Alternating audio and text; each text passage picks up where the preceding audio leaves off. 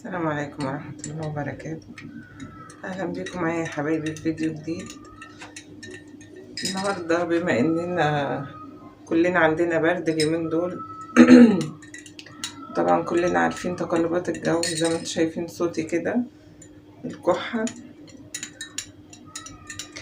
وأدوية الكحة والبراشيم الجديدة بتاعت الكحة وكله مش نافع، مفيش حاجة نافعة. فأنا بقى قررت نعمل حاجة عشان الكحة النهاردة.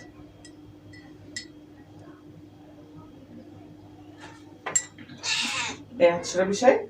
شاي؟ اه والله. تعالي بصوا بقى، بصوا الدلع. تعالي تعالي يا روحي، تعالي تعالي. طب زعلانة ليه؟ اهو ماشي حاضر. طب اعمل ايه؟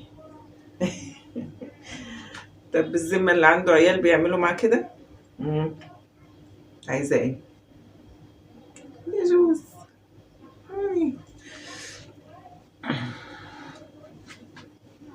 حد ياخد جيسي ويديني من مكانها فرخة؟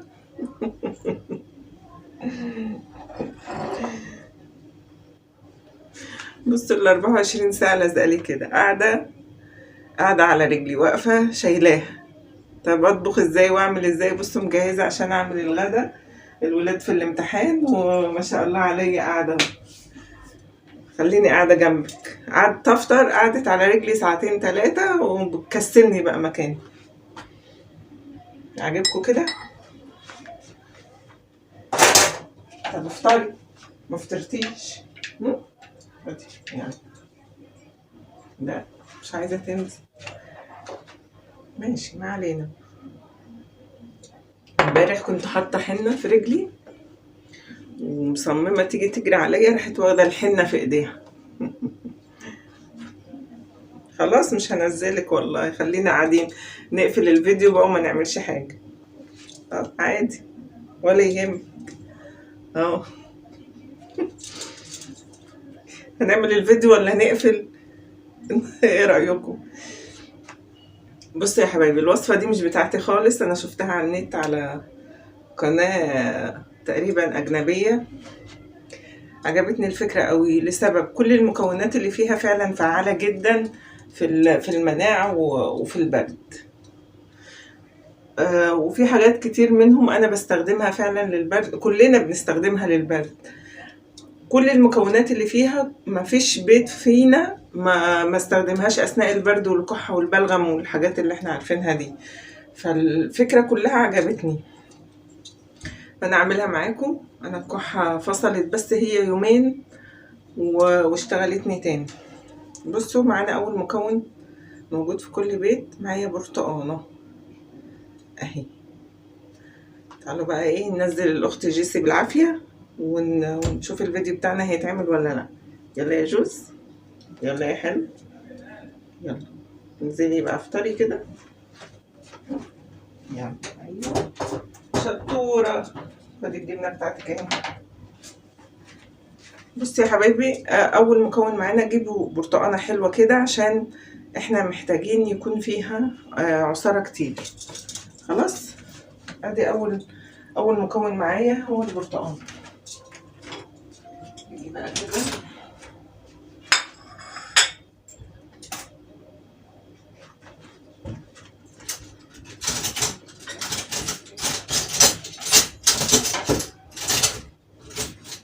كلي يا جيسي كلي، انا جايالك.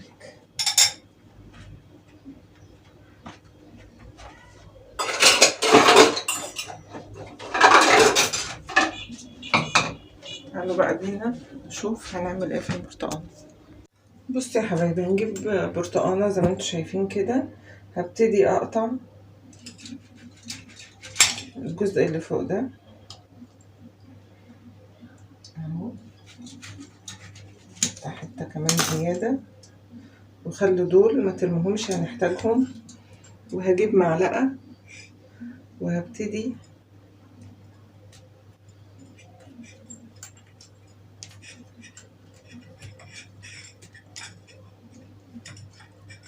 اشيل جزء كده.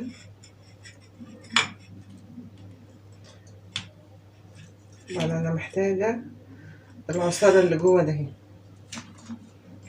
انا لما هشيل من الالياف بس، واخدين بالكم؟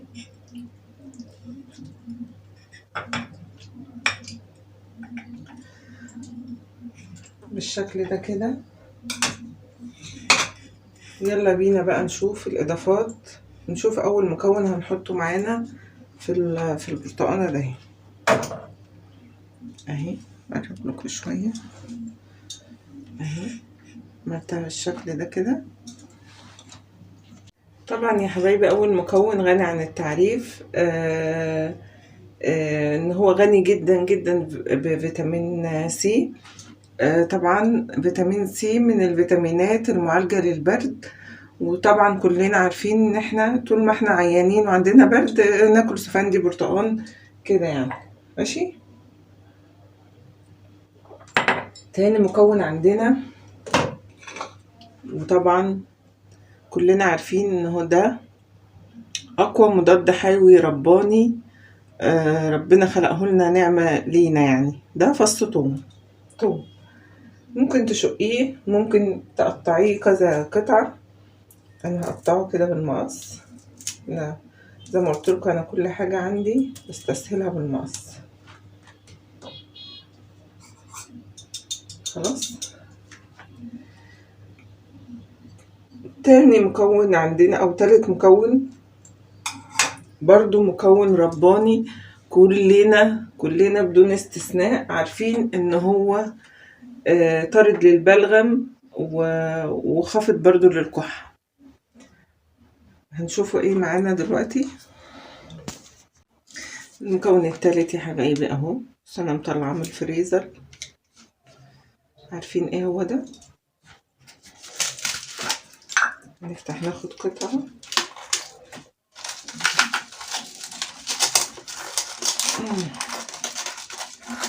بصوا انا بجيبه واحطه في الفريزر، وممكن يعيش بره الثلاجة كتير جدا على فكرة، بس انا ما بحبوش يدبل.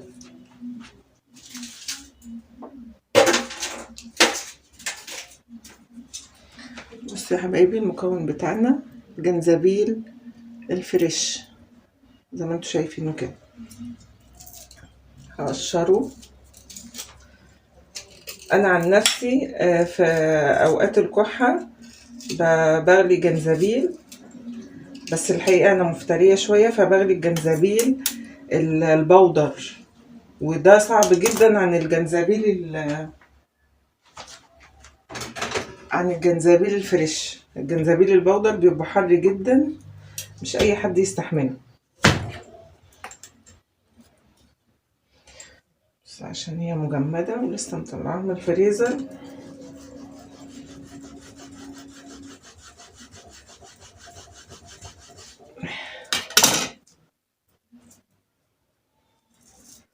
بص لما بيكون مجمد بيتقشر سهل جدا.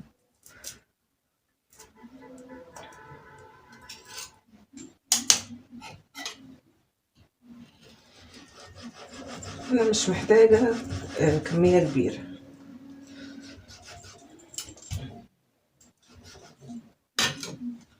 هقطعها وارجع لكم. بصي يا حبايبي انا قطعت جزء اهو. الشطور هو اللي نفع. دايما الشطور هو اللي ينفع في كل حاجة، واخدين بالكم انتوا؟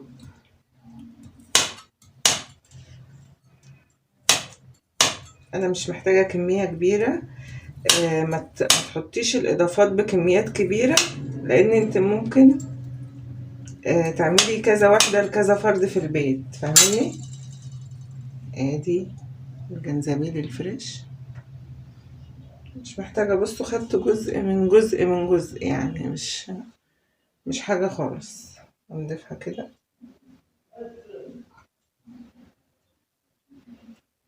اهو.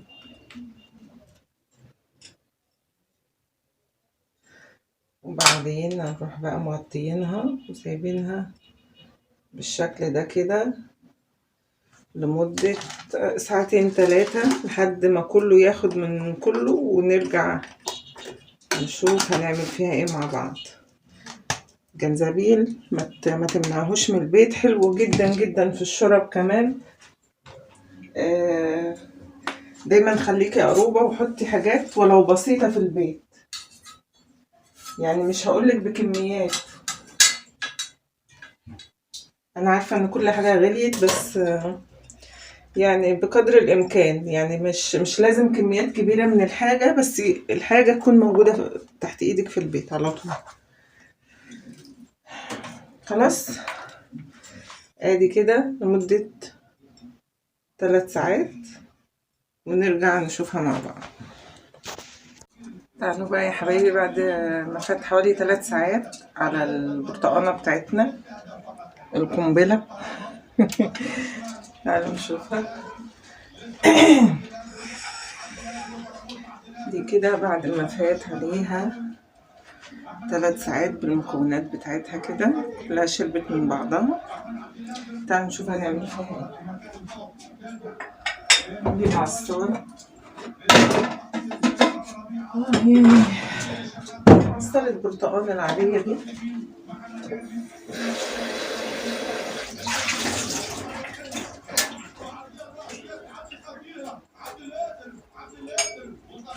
نجيب كوباية. تعالوا بقى نشوف هنعمل ايه. بصوا بقى يا حبايبي، دي البرتقانة اهي زي ما انتوا شايفينها كده.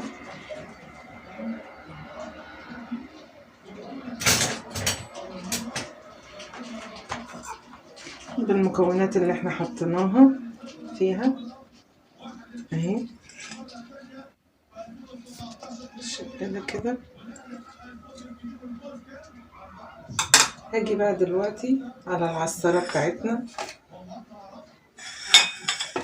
وهبتدي اعمل كده.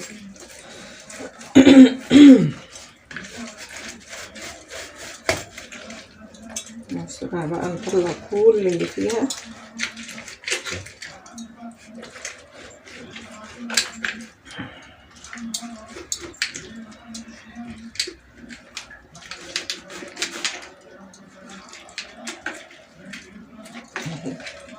بصوا نزلت كل اللي فيها، مبقاش فيها حاجة خالص. بس كده هنيجي نصب بقى المشروب بتاعنا ده. أقوى مشروب للكحة يا جماعة، ينفع للأطفال والكبار والصغار وكل حاجة. أحط بس في كوباية أصغر عشان يبان لكم أهو.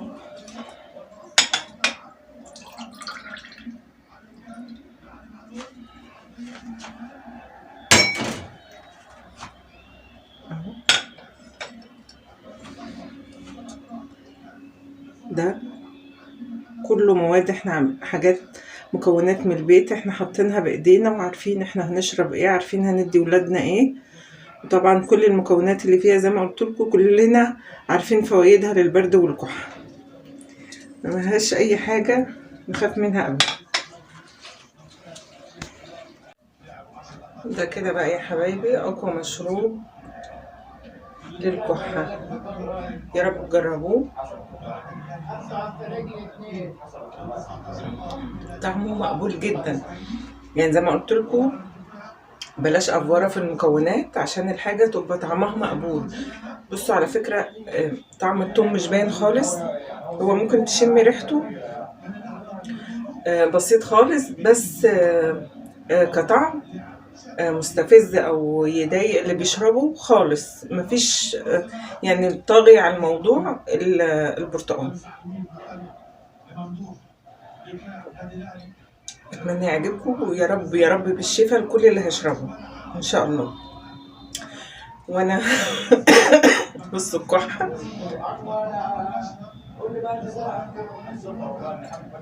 حلو قوي على فكره. خلصت معاكم عشان تعرفوا ان هو طعمه حلو. اشوفكم الفيديو الجاي ان شاء الله، ويا رب الوصفه تعجبكم. باي باي.